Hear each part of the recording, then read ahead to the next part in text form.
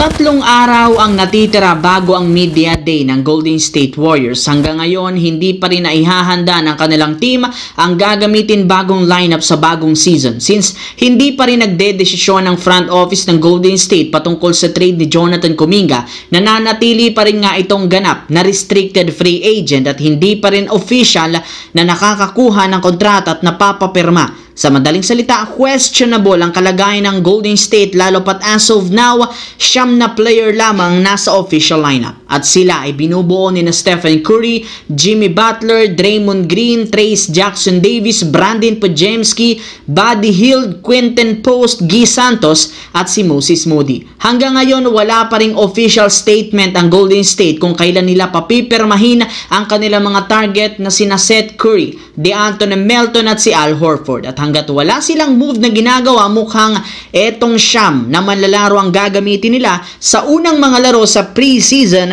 sa susunod na linggo. Sa kabilang banda naman, kahit man marami parang nagsilabasang trade rumors patungkol sa Lakers, malaki ang posibilidad na hindi na sila gumawa pa ng trade sa mga susunod na araw. Kontento na ang team sa kasalukuyang lineup na bubuuhin ng 3 bagong manlalaro, DeAndre Ayton, Jake LaRavia at si Marcus Smart. Imbes na gumawa sila ng trade na magsimula ang training camp, na kapag-decide ang front office kumuha ng mga bagong manlalaro. Ayon sa balita ngayon, 3 magkasunod na transaksyon ang kanilang ginawa. Inumpisahan nila sa pagpapapirma ng training camp contract kay Jaron Cumberland na siyang ipinang palit sa tinanggal nilang player na si Arthur Kaluma. Ang problema, isang araw lamang mula nang kunin nito, agad nga siyang in-waive o tinanggal para makabuo ng bakanting pwesto para kunin ng bagong player na si Trevon Jones na isang 25 years old, 6'7" guard na huling naglaro sa New Orleans Pelicans. Sa kabilang banda naman, kung inyong ang matatandaan, hindi ganon nakapaglaro si Paul George sa unang taon niya sa Philadelphia matapos itong magsunod-sunod ang injury. Sa katunayan, nakapaglaro lamang siya ng 41 games bago tuluyang maging out for the season,